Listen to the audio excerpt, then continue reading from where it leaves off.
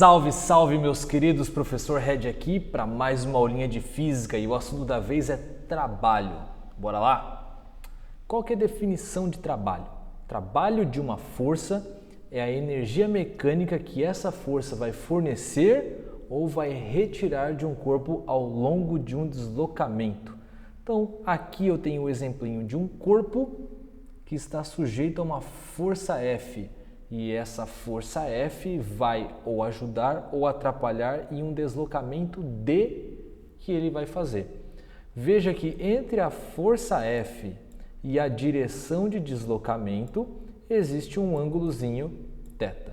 O trabalho dessa força F neste deslocamento D é representado pela letra grega tau. Isso aqui parece um C meio estiloso, na verdade ele é um T meio estiloso. E essa letra grega tau é calculada a partir do produto entre o módulo da força, o módulo do deslocamento e o cosseno de θ.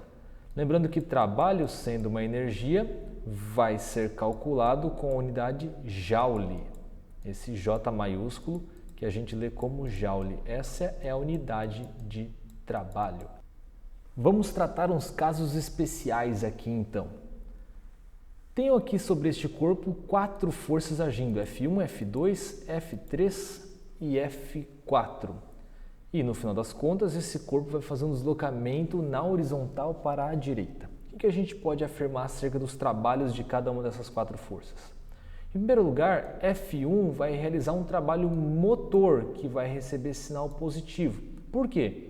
Porque o ângulo entre F1 e a direção de deslocamento está entre 0 e 90 graus. Então, este ângulo aqui para F1 é menor do que 90 e maior ou igual a 0.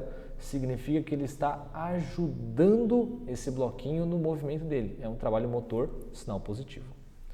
A força F3 vai oferecer um trabalho resistente que vai receber sinal negativo. Por quê? Porque o ângulo entre a força F3 e a direção e o sentido do deslocamento é maior do que 90 graus e menor ou igual a 180 graus. Nesse caso aqui é exatamente igual a 180 graus.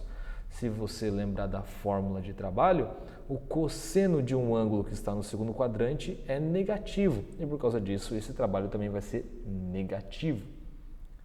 Já F2 e F4 fazem trabalho nulo, ou seja, elas nem fedem e nem cheiram nesse deslocamento aqui. O ângulo entre essas forças e o sentido de deslocamento é exatamente 90 graus. Cosseno de 90 é zero. Então, F2 e F4 não estão nem ajudando e nem atrapalhando esse deslocamento, portanto, o trabalho delas é nulo. Se eu quiser calcular o trabalho total dessas 4 forças realizado sobre esse bloquinho ao longo desse deslocamento D, eu posso calcular o trabalho de cada uma delas e depois somar todas elas. Lembrando que trabalho é energia, energia é uma grandeza escalar, basta você somar cada um desses valores aqui. Uma outra alternativa seria você calcular a força resultante entre F1, F2, F3 e F4 e depois multiplicar isso pelo módulo do deslocamento e pelo cosseno do ângulo entre essa força resultante e o sentido de deslocamento. Caso a força seja variável, eu posso calcular o trabalho dela a partir da área debaixo do gráfico. O trabalho de uma força é numericamente igual à área debaixo do gráfico dessa força vezes o deslocamento. Porém, se esta força passar a ser resistente, veja que aqui na área 1 eu tenho uma força que tem módulo positivo, ela está acima do zero. Isso significa que ela está realizando um trabalho motor, ela está ajudando no deslocamento. Porém, a partir dessa posição D1, ela passa a ter um valor negativo, ela passa a realizar trabalho resistente, atrapalhar esse movimento. Portanto, esta área 2 se referiria a um trabalho negativo. O que eu quero dizer com isso? Eu quero dizer que o trabalho vai carregar o sinal da força. Essa área 1 vai ter sinal positivo e essa área 2 vai ter sinal negativo. Portanto, calcular esse trabalho seria calcular a área 1 e subtrair dessa área 2. Toda a área que está sobre o eixo x menos toda a área que está abaixo do eixo x. Neste exemplo, a gente tem a seguinte situação, vamos ler juntos. Para empurrar o seu cortador de gramas, o Sr. Joel exerce uma força constante de intensidade 120 newtons sobre as hastes de seu aparelho, que são retas e estão inclinadas em 60 graus em relação à direção horizontal. Sabendo que a força exercida tem a mesma direção das hastes, que o seno de 60 graus é 0,87 e o cosseno é 0,5, se o cortador de gramas percorrer uma distância de 2 metros sobre o solo horizontal, a força que o Sr. Joel exerce sobre ele realiza um trabalho em joules igual a... Vamos lá, vamos jogar esse carinha lá para cima, apagar essa tinta toda e começar a resolver essa questão. Vou desenhar aqui o cortador de gramas, olha ali, uma bolinha. E sobre essa bolinha age uma força, essa força está nessa direção e sentido. Então está aqui, ó. A força está agindo aqui. Eu sempre desenho a base da força no corpo e ela apontando nessa direção aqui. Tá aí. Essa é a força que o seu Joel faz sobre esse cortador de gramas. Ela tem módulo 120 newtons e faz com a direção horizontal, eu vou desenhar de azul aqui, um ângulo de 60 graus. 60 graus.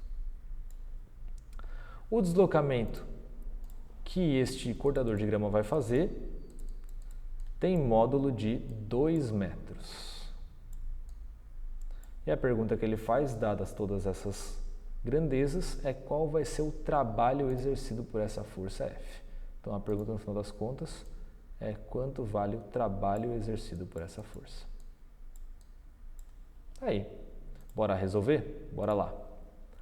Em primeiro lugar, eu quero descobrir o valor desse trabalho, sabendo que o módulo da minha força é de 120 newtons.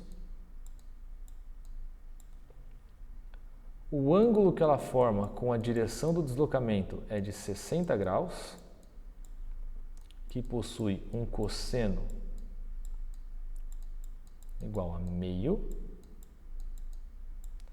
E o módulo do deslocamento é igual a 2 metros. Fechou. Tirei todos os dados do exercício, basta agora relacionar isso com a fórmula que a gente aprendeu. Trabalho é igual a módulo da força vezes o módulo do deslocamento vezes o cosseno de θ. Então, trabalho vai ser igual a módulo da força 120, módulo do deslocamento 2 metros e o cosseno de θ é meio. 120 vezes 2 dá 240, 240 vezes 0,5 dá 120. Então, o trabalho realizado por essa força vai ser exatamente 120 joules. E esse é o gabarito dessa nossa questãozinha. Beleza, meus queridos? A aula de hoje era isso. Um grande abraço, fiquem com Deus e até a próxima.